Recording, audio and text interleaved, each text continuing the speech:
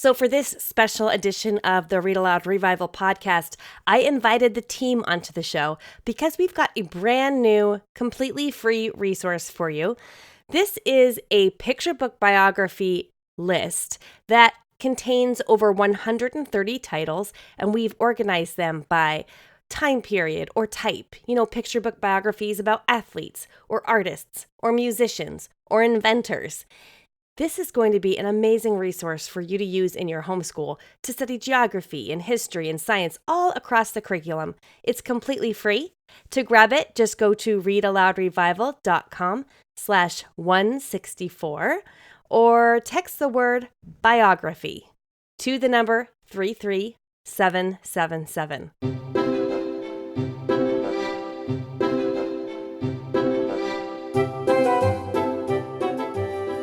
You're listening to the Read-Aloud Revival podcast.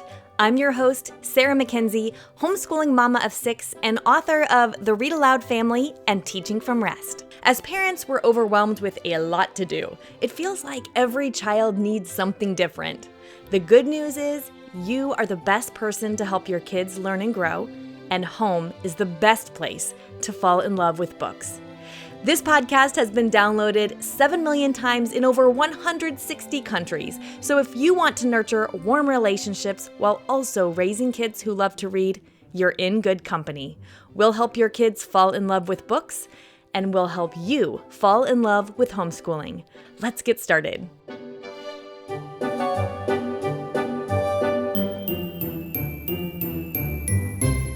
Well, I'm here today with Read-Aloud Revival team members Courtney Garrison and Kara Anderson for an episode we've been working on for some time now. So first, let's do super quick intros for anyone who isn't familiar with all of us on the team yet. I'm Sarah. I'm the founder and host of the podcast, and my husband and I have 6 kids aged 7 through 18 at the time I'm recording this podcast. We've homeschooled since the very beginning, and our oldest is a freshman in college this year. I am Courtney, and I have 3 kids who are 14 and 11 and 7, and we have homeschooled from the beginning. Here at Read-Aloud Revival, I am the community director. I help with research and writing and spend lots of time inside RAR Premium, mentoring and encouraging all of our very excellent members. And I'm Kara Anderson, and I have 2 kids, 13 and 16. So this is my first year homeschooling 2 teens. I've homeschooled since almost the beginning. I actually have a story where I quit once for a little while, and then I came back to it, and we started again doing it a little differently with much lower expectations. And now we've been at it ever since. And I'm the podcast manager here, and I do lots of work behind the scenes, getting the podcast ready for air, and research, like Courtney said, and helping with book lists and all kinds of things. Today, we're going to talk about how we use picture book biographies in our homeschools. And we've actually done a picture book biography episode before. It was episode number 122, Picture Book Biographies We Love. But we're really excited because the resource we made for that episode was a giant book list of our favorite biographies. And we've expanded it, revised it, and made it better than ever. So all of our favorite picture book biographies are still listed in one place. I think there's something like 130 titles on this list currently. But the big improvement we made this time is that we've categorized the books for you to make it easier to use, more helpful than ever. So you're going to find picture book biographies sorted by time period and by category.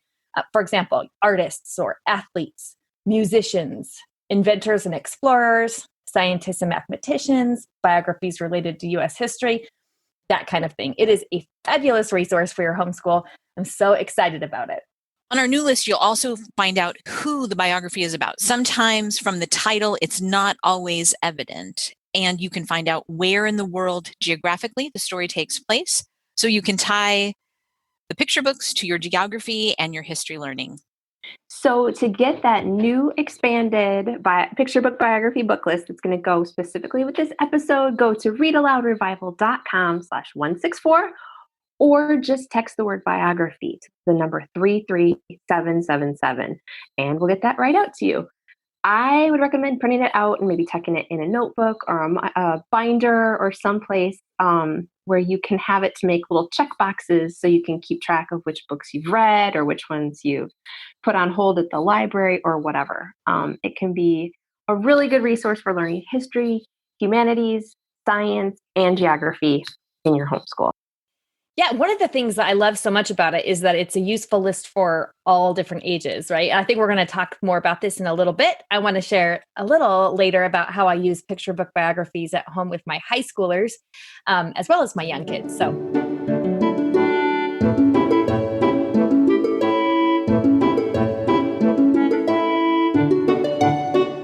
you might be wondering why we would use a picture book biography. Well-done picture book biographies contain several different components. The text, of course, but also the illustration, the design of the book as an object itself, how it's shaped and what it looks like. And then something called back matter. So let's talk about each one of those in turn. Let's start with the text. Picture books are written with quality language that elevates the text above what we normally find in research or in our everyday speech. I don't know. This is one of my favorite things about a really good picture book biography is a lot of times they're delicious to read out loud. The language is so playful and interesting. Okay, so I want to give an example. This is a new picture book biography. I'm going to hold it up. I know our podcast listeners can't see it, but you two ladies can. This one is called Jonas Hanway's Scurrilous, Scandalous, Shockingly Sensational Umbrella. And it is a picture book biography about Jonas Hanway, who was the first British man to use an umbrella in England. So just consider this. I'm going to read the first few pages. London was a rainy place, no matter which way you said it. On some days it drizzled, on others it mizzled, on others it pelted and showered and spat. When that happened, the only options were to stay indoors, travel by coach, or just get wet. By 1750, the people had gotten used to it. It's just what we do, they said.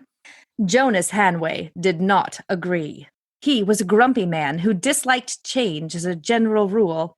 When something became popular that he didn't like, he was never quiet about it.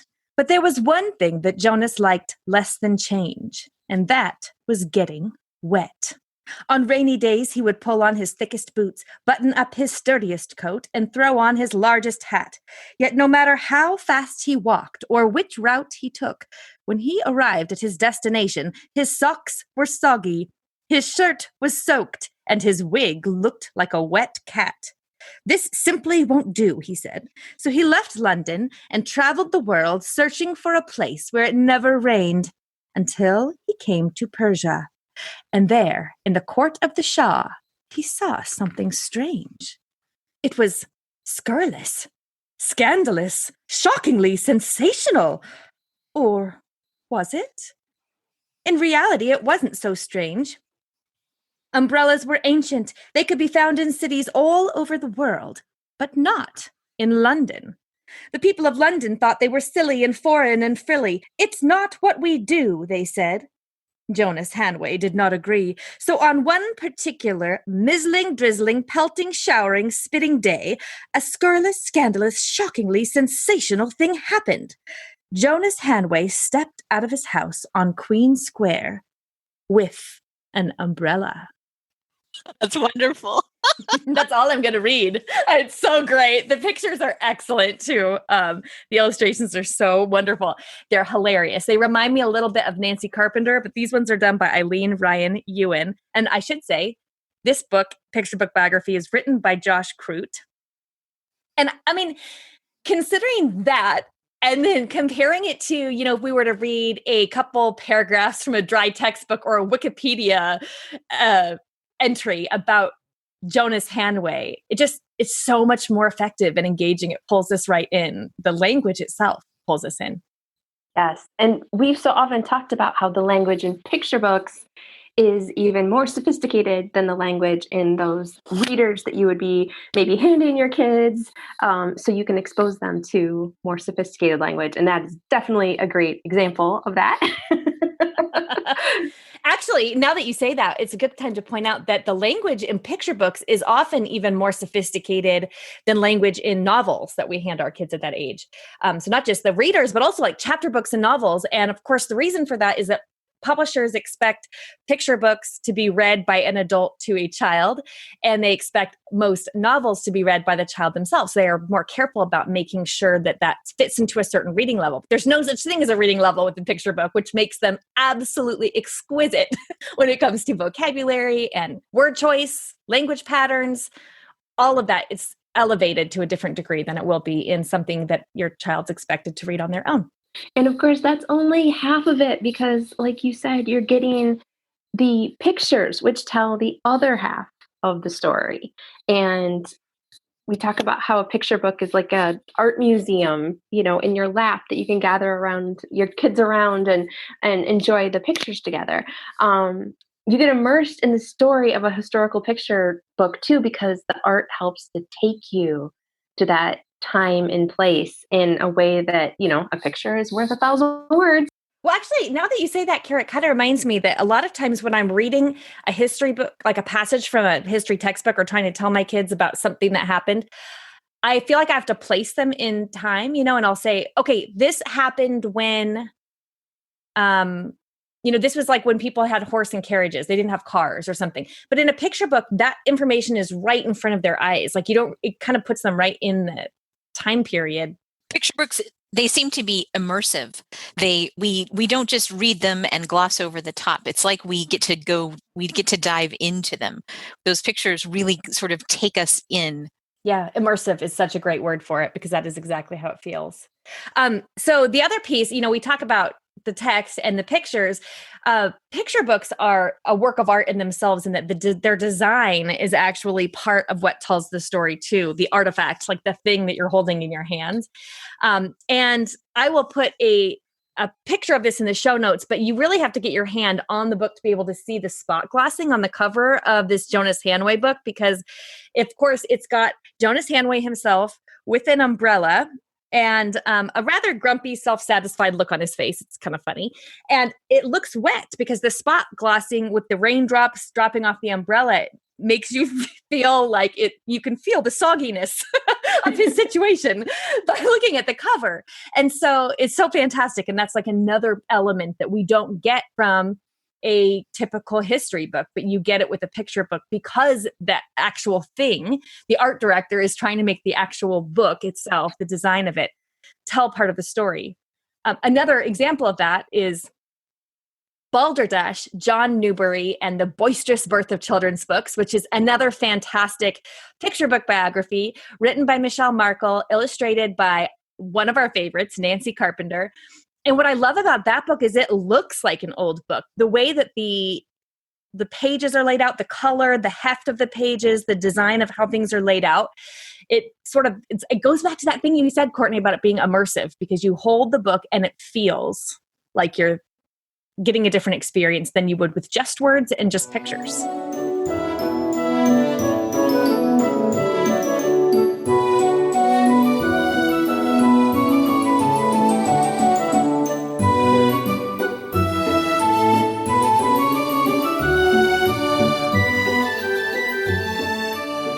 You know what I just thought of is the family book club. I just thought of the family book club we did for Miracle Man, and the text, the way that John Hendricks uses text to tell that story too in the picture book form. That's such a powerful part of that book. Yeah, it's true. I think he has a new one out too on the parables of Jesus that's coming out this year. Yeah. One other example of this that comes to mind is Prairie Boy, which is a picture book biography. We actually did this one for our family book club in RAR Premium. This one's written by one of our favorite biographers, Barb Rosenstock, and illustrated by Christopher Silas Neal. And this is a picture book biography about architect and designer Frank Lloyd Wright. And if you hold the book in your hand, you'll see that it's shorter and it's wider than many other books. And that shape of the object says something about the subject. It helps tell the story of the kind of designs that Frank Lloyd Wright did. And it's even if, if you're listening to this and you're thinking, yeah, but I never notice that stuff. My kids don't notice that stuff when I'm reading. It doesn't even matter so much. It might not be something you notice overtly while you're reading, but you'll feel its impact nonetheless. Whether or not you're focusing on a specific part of the storytelling, it's having an effect on you and helping tell the story in some intangible way. That makes me think of the book Hello Lighthouse, which was also a family book club pick, and it's long and tall. And although it's not a biography, it's definitely a not to miss reading experience, I think. Yeah, the design of that book is really special. So one of my favorite parts of a picture book biography is what we call the back matter. That's after you get through the story, there's a page or two at the end, and there's maybe some more facts or research, lists of books, a story from the author about why they chose to write this book or how exactly this story came to them. There might be real photographs or a timeline or a picture of an artifact that came from that person. Barb Rosenstock is all about the artifacts. So let's talk more about that. We can use these picture books, we can use the back matter to help develop historic context. So last week in our family, we were learning about apples. It's fall, it's a perfect fall time topic with no sweat nature study. And Cindy, our teacher, said to us, she started telling us a story about Johnny Appleseed, the historic person that the tall tale of Johnny Appleseed is based on. And John Chapman was born in 1774, she told us. And Joseph, my 7-year-old, says, oh, that's between 1726 and 1796. And I said, well, yes, it is. You've pegged it. And I wasn't clear on why those were important dates. I didn't teach him those dates, but he learned them because he loves Nancy Carpenter's illustrations. So he had spent time reading. We had read aloud Balderdash, that's the 1726 reference, and Dear Mr. Washington by Lynn Cullen, and that's the 1796. And so he had these two books that are very important to him that he's read, that I've read to him, and that he's pored over. And he has those markers in his mind. And so when he had new information, he had a way to connect it to what he already knew. Those picture books had created a context for him to add in this new information. And we did this without timelines or chanting or quizzes. He has those facts. He was given worthy things to contemplate, and he made connections himself that were meaningful. I love that so much. And also going back to those illustrations, he can now picture what the rest of the world might have, like other things that were happening in the world at the time of Johnny Appleseed instantly, because he's had those experiences through pictures, through the illustrations in those books. And that's one of my favorite things about picture book biographies is that when you read them aloud with your kids, you're stepping into a time or a place with your children. You're experiencing what a real person saw, heard, felt because of that language, because of the illustrations that go with it, even because of the design. And I feel like that's one of the best ways that we can build empathy in our kids and compassion. And I'm thinking about the books that transport you to a different time, like Moses, when Harriet Tubman led her people to freedom, yes. or, even reading The Oldest Student, because it's a book of a woman who I believe learns to read at like 100 and something years old. And so you're reading her whole lifespan and how much things have changed during that time and why she didn't have the opportunity to learn to read until so late in life. And then they can also take you to a different place with much different circumstances than our own. So like in the book, Emmanuel's Dream, which I know we've talked about before, it takes the reader to Ghana, West Africa, in the year 1977, which is the year that I was born. But in Ghana, West Africa, things were very different. And the circumstances that he was born into really shaped his whole future. So there's such a unique way to be able to share that with our kids and really let them get this close up personal experience with a certain time period or place. Yeah, some of our listeners who might be familiar with the Charlotte Mason philosophy will know that. So Charlotte Mason was a renowned 19th century educator, and she advised that kids should learn history mostly by lingering over the story of a single person from the past. And I think that's because a really good story about one person's experience from the past, it informs the mind, but it also captures the imagination and harnesses the emotional experience. Like you're talking about, Kara, it helps us become more empathetic to really think about what it might have felt like or been like to be in that time. And then doing this through a picture book biography where there's a feast for the eyes and a feast for the ears and the beautiful language, it really cooperates with our kids' own God-given natural curiosity to hear the stories of those who've gone before us. So I think this is the power of a picture book biography.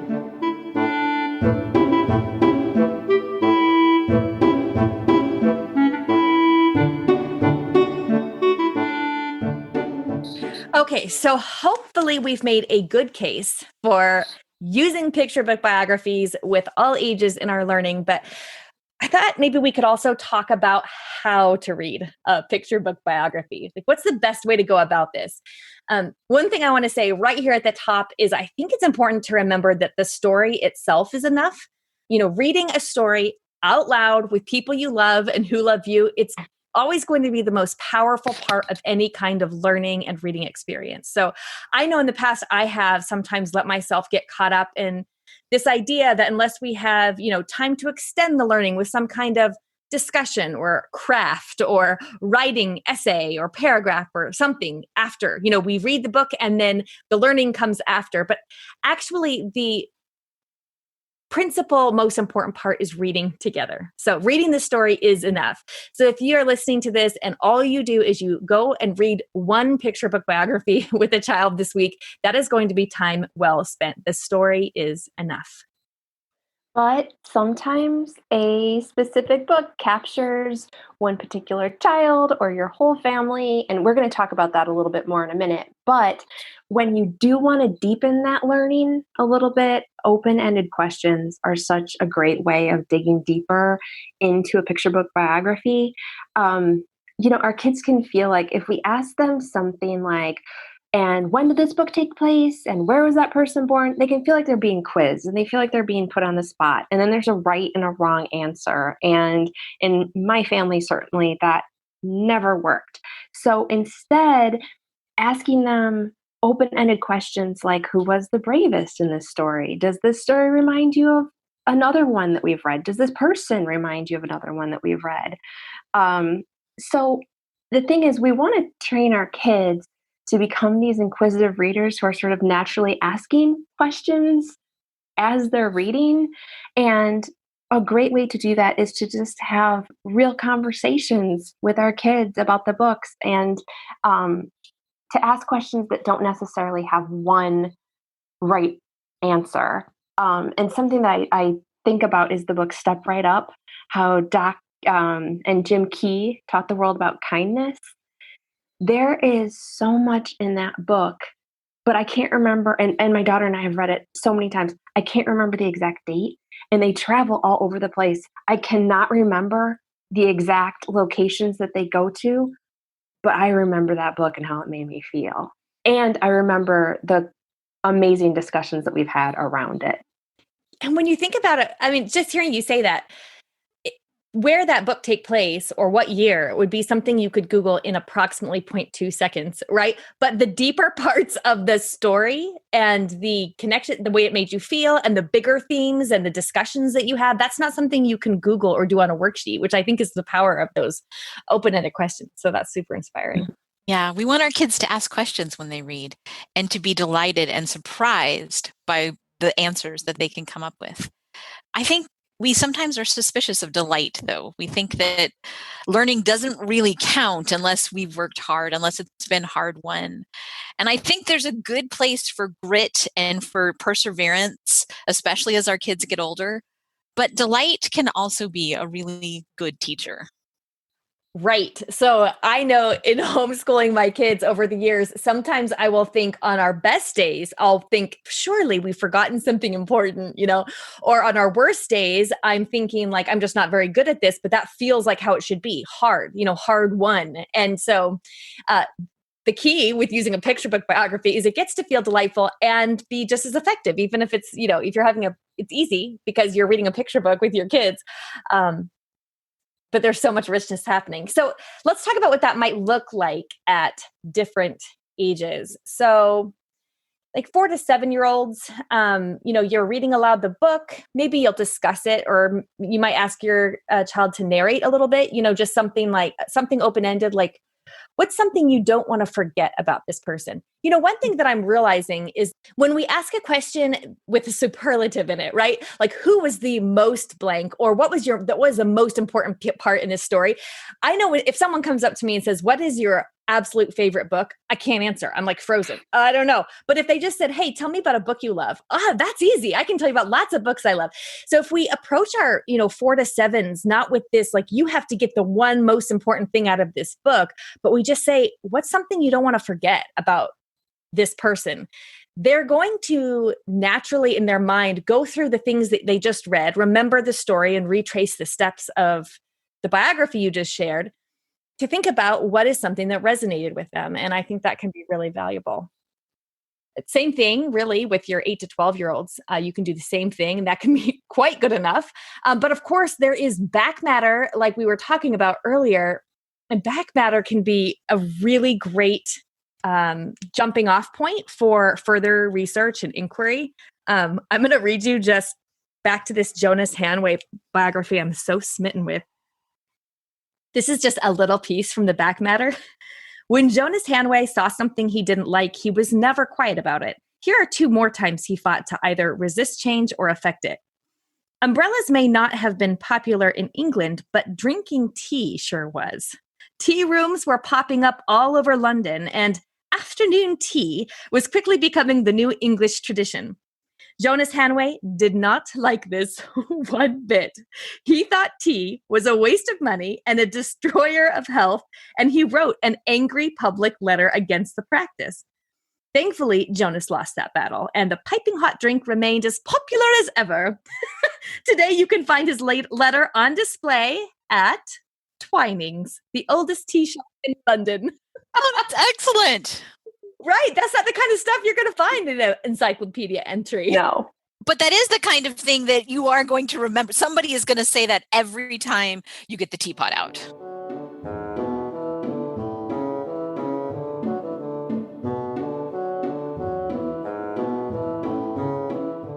Okay, so middle and high school students.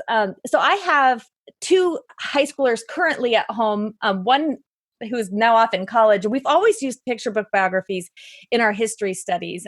The joke last year was because we happened to have so many picture book biographies on our shelf about that the certain period of time we were learning about last year. The joke was that every day as we were reading our history book, I'd say, I'd be reading about somebody, and then I'd be like, oh, I've got a picture book biography about them. And so it was kind of the joke that I have a picture book biography about every person on the planet, actually.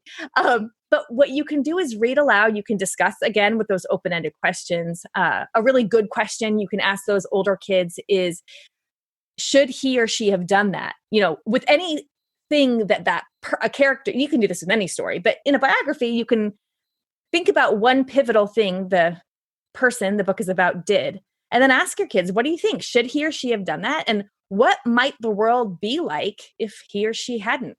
That really points to when you spoke with Barb Rosenstock, and Barb Rosenstock she was on episode 151 talking about the so what of a book, and talking about that she gets ideas all the time. And I think she's talked about this in our Writers on Writing events and an author access event that she's done, that she gets ideas all the time for biographies, but not all of them make it. And she has written a lot of biographies and a lot of great biographies that are on the list. The Noisy Paint Box, Prairie Boy that you mentioned earlier, Leave It to Abigail, so many. But she doesn't write a biography about every single person that she begins to research. So by asking our kids that question, that should she or he have done that, and what would the world be like if she or he hadn't? What would the world be like if that man had said no to umbrellas, or if his tea hatred, which I just forget the umbrellas. This should have been Jonas Hanaway's tea. Scurrilous, Scandalous, huh? I don't like umbrellas and I love tea, so we just wouldn't have gotten along. But I still want to read the book. So there you go. That's how you know it's a great picture book, right? That's right. And you do, because the illustrations are hilarious. They really are funny. I'm over here enjoying them all by myself, but they're really fun.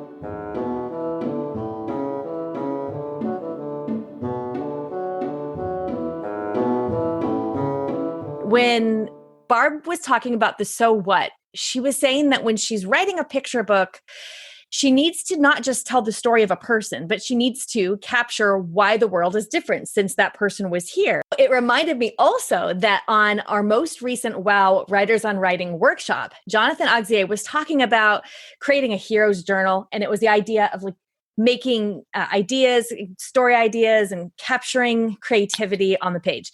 And one of the things he said to do, he told the kids to do, is to read the first and last line of novels, of books, because he said you can know a lot about what the author was trying to do with the book if you read the first line and the last line. And when he said that, I was thinking, man, that sounds like Barb Rosenstock's So What? So I looked through some of our picture books on our shelf, our picture book biographies, actually. And I looked at that first sentence and that last sentence. And if you want to have a really interesting conversation with your kids about how is the world different because this person was here, you can read the first sentence and the last sentence, and that will give you a lot of clues to how the world is different. And I think that is such a beautiful testament. You do that like 100 times with your kids when they're, growing up, and they all going to grow up as people who know that people make a difference in the world. That is what makes the world change. Oh, I can't wait to try it. Another thing you can do with older kids is we talked about using the picture book biography as a jumping off point, especially that back matter, using it as a jumping off point for a research project or, an essay or a presentation or any kind of further inquiry.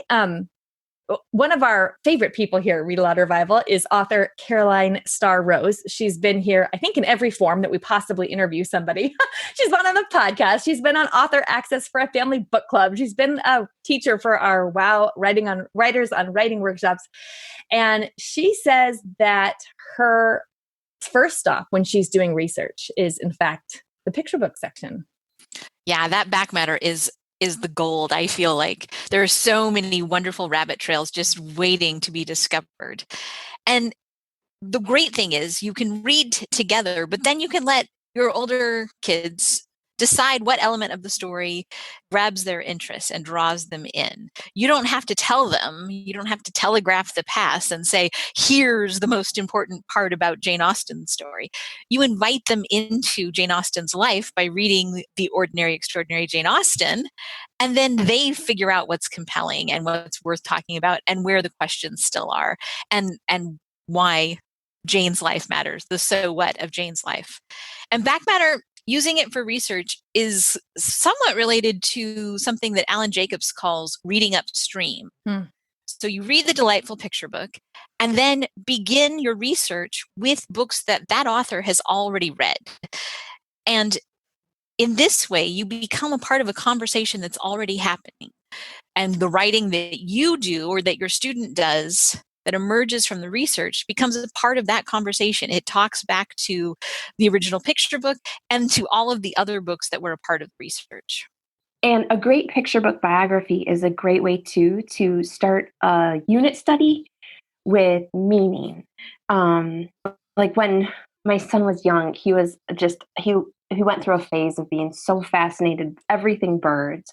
And so we got a John James Audubon biography, and he read that, and then he wanted to read more biographies by John James Audubon. And the same thing happened with Abraham Lincoln. And by continuing to read those different versions of the picture book biographies and then adding in other layers, videos, other books from the same time period, even visiting locations. I have this picture of my son dressed up as Abraham Lincoln at the Abraham Lincoln museum, holding his little meerkat and wearing his top hat and his suit for my sister's wedding. It's the best thing ever. But I mean, it makes those. I guess I'm thinking characters in the books, but I mean they're real people. But it makes them feel like friends to your kids. I wanted to mention two things. First of all, we talked a little bit about reading picture books with older kids in episode 83. So why read picture books with older kids? That's another resource. But I think that your kids will kind of let you know when a book strikes them, when a topic strikes them, and when they want to go deeper. So earlier when we were talking about sometimes just reading the story is enough. And that's really true and really the case. And I think we get asked a lot around here, like, when do you know that you should do a craft with a book? Or when do you know that you should plan a field trip around a book or go deeper? And I think that the best way to know that is to just watch our kids. Because if your child has a biography of Abraham Lincoln and they read it every day, that's basically the best indication that you could have, that they want more. I remember when Allison, who's now 16, well, she'll be 17 by the time this podcast comes out. She was younger. We read David Macaulay's Castle, and she would pore over it, just study all the pictures. And then she would disappear for hours at a time, which was not unusual for her to go be working on some creative project. But when I went down to check and see what she was up to this time, she had this elaborate model magic castle where she was copying it. I have a picture of it somewhere. I need to go find it, but where she was copying as much as she could, replicating what she saw on the pages, which is not an easy feat. If you've seen that book, it's a rather elaborate, illustrations of castles. And it was like she was doing her own unit study sort of, but yeah, it's like watching your kids and seeing which books pull them in and which ones, which ones they just want to dip into and which ones they want to stay and linger in for a while. And that's just another argument for always having really good picture book biographies on your shelf. I just want to mention too, one other aspect of, I think, sharing them with your older kids is if in your home, if you're treating picture books like they're for young kids, then your teenagers think that picture books are for young kids. But it is not unusual for my kids to walk into a room and see me reading a picture book or a stack of them. And it's not unusual for me just to pull them out during my class time. So with my two high schoolers, during history time, I think I mentioned, we'll use picture book biographies, but for example, last year we were reading about Harriet Tubman in our main history text. And so for the next couple of days, I was like, okay, I've got these other books. And I didn't say like, okay, I know they're picture books, but don't worry. None of that. I just started reading them. And they don't necessarily pore over the pictures. Like they don't snuggle up to me or anything. That's not happening with my 15-year-old son. But he's listening for sure. Mm-hmm. And because picture books lend themselves to want to be looked at, because you only get half the story through the words, you really do need to look at the pictures. They will naturally, kind of lean over or be like, can I see that? Or I'll hold up the picture for a second. But if you don't approach it like story time, circle time, we're all sitting on the floor, crisscross applesauce, reading a picture book, but you approach it like, we're going to read this story about Harriet Tubman. Listen to this. And almost in your mind, if you're struggling with it at all, using picture books with your older kids, you can even remind yourself that what you're doing is you're reading an illustrated short story. That's what you're doing. And short stories have been, high literature for as long as there has been high literature. Mm-hmm. So anyway, that might help too. If you want to use it with your older kids and you're thinking, how am I going to swing this? At the beginning, it might feel more uncomfortable, but do it for a while. No. It'll just be the way your family does things. Well, it reminds me of that Charlotte Mason quote that you shared and how much I've learned as a 40-something-year-old person. Again, that difference between the way that we were told to do it when we were growing up, which was to have a dry biography and read it and try to get some kind of interesting fact out of it and then write a 5-paragraph essay about it. And instead to just delight in them with our kids. So I think when our kids, even older kids, see us being pulled in and see us diving into that back matter and then going, oh, okay, wait, we have to look this up. I think that takes away some of that stigma too. I think part of that's left over from how picture books were treated when we were kids, and we don't have to recreate that mistake in our homes. Yeah, I think some of the richest rewards come to the parent who's reading aloud. I can model those open-ended questions best by just responding myself. I talk about what I don't want to forget or what the story reminds me of. And that language and the evocative art, they're working on me. They're awakening my wonder and my delight. And when our kids see that, that's what's going to draw them in. Actually, Courtney, I want to follow up on that because I had seen a question in the forum last week where someone had said, if I ask my kids open-ended questions, for example, who was the most generous in this story or who was the most cowardly in this story? They say, I don't know. So then I don't know what to do. And your suggestion, I think, correct me if I'm wrong, but I think your suggestion was that that what you do is you say, okay, well, one of the, and give your answer. What did you notice? Is that right? Yeah. I sometimes, as I think I do tend to, I do that superlative question. So I might add in the extra pressure that doesn't need to be there. So I'm going to try to not do that. But I found that sometimes the conversation goes better if it's not even just the mom asking the question and the kid answering is enough power dynamics to sort of skew things. So if I just offer my sincere appreciation for the book and talk about what I like about it, it really is just a conversation. And so I am working in those open-ended questions, and I have thought about it. I'm not just saying, "Oh, it's so pretty." I do say that too, but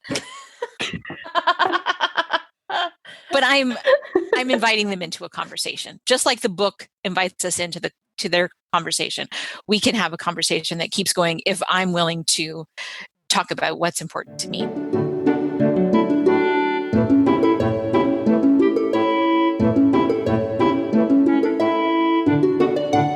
Yeah, I think especially with kids who want to please their teacher, like a lot of us have a couple of those, or at least one of those, right?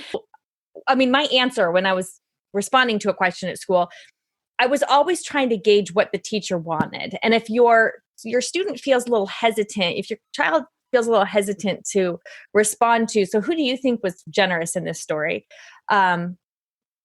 And then you tell them, okay, and they say, I don't know. You can say, okay, well, one person I noticed was generous was so-and-so. I was going to say Jonas Hanway, but I don't actually think that's true. So you don't think he was very generous. But so was, you could pick somebody. You could even say, oh, also that other person, kind of like taking the bar down. Or even if sometimes I'll even give a suggestion or an offering, as an answer that's simpler than what I think, because I want to bring the bar down so they realize I'm not looking for you don't have to prove your brilliance to me. I actually really just want to know what's going on in your head.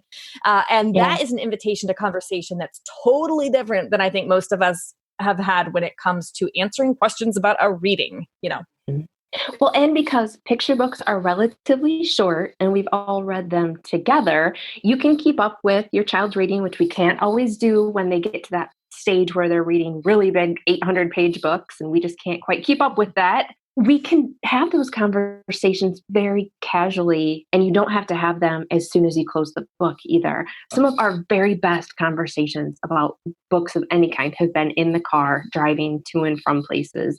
And it's because when you share that book together, it's on your mind too. And something will pop up and you'll recall it. And then you'll just start a conversation saying, oh, yeah, remember that, where that happened? And the next thing you know, you're getting exactly what you want, which is you're seeing that your child understood the story and they took things from the story and that they were paying attention. And that's really what those comprehension questions are all about anyway. Well, I have a feeling we could keep going for a while, considering this is our second episode about picture book biographies. Surely there will be a third.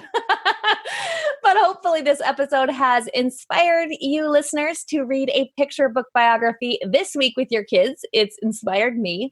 Whether it coordinates with your history studies or whether it coordinates with your lesson plans or not, it doesn't really matter. There is always so much to be gained from reading with our kids, and specifically from reading a picture book biography about somebody who has gone before. Again, you probably want to nab our free book list. It's categorized by time period, by category. It lists where each book took place and whom it's about. It's just a really hefty, helpful resource, and it's free. readaloudrevival.com/164, or you can just text the word biography to 33777. Kara, Courtney, thank you thank you for joining me on the show. Thank you so much. Anytime. Now it's time for Let the Kids Speak. I love this part of the podcast because kids share the books that they've been loving lately.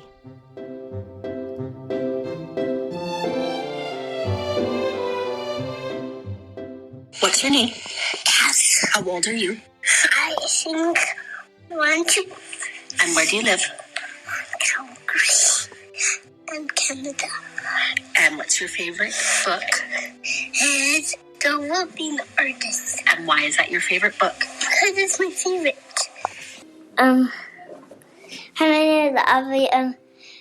I live from Ohio, and I'm 3 years old, and and my favorite book is Cinderella because she gets a new dress from the fairy godmother. Hello, my name is Ezra. I'm 4 years old, and I live in Kentucky. And I like the book where the Paw Patrol saved the humans from the alien that keeps them in bubbles, and they undo the bubbles and save the day. Hi, my name is Esther, and I'm 5 years old, and I live in Kentucky, and my favorite book is The Wild Robot and by Peter Brown, and all of her animal friends save her from the recall. Hello, my name is Ezekiel. I am 8 years old. I live in Kentucky. My favorite book is The Wild Robot Escapes by Peter Brown. And what I liked the part is when like a bunch of Ricos, like a million Ricos, Rico 1, 2, 3, 4, and all those numbers. And I like it when they charge at her, and then she's like kind of go, mew. My name is Micah Haygood. I am 8 years old and I live in Texas. My favorite book is Robinson Crusoe. I like it because he gets stuck on an island, then he finds a cave, then he turns it into a house, but he really calls it his fortress. What's your name? Evelyn. How old are you? I'm 2. What's your favorite book? And I'm Moon. Hello, I'm Bailey Drew, and tomorrow I'm 27, and I'm from Augusta, Georgia. My favorite book is Harry Potter and the Sorcerer's Stone. My name is Jamison. I'm 4.5, and my favorite book is The Lion, the Witch, and the Wardrobe. My name is John Everett, and I'm 7 years old, and I live in Austin, Texas. And my favorite book is Mouse and the Motorcycle. And, oh, that's right, because I like it because there's a mouse riding a motorcycle, and I also like the movie. My name is Patrick, and I'm 4 years old, and we lived in Austin, Texas.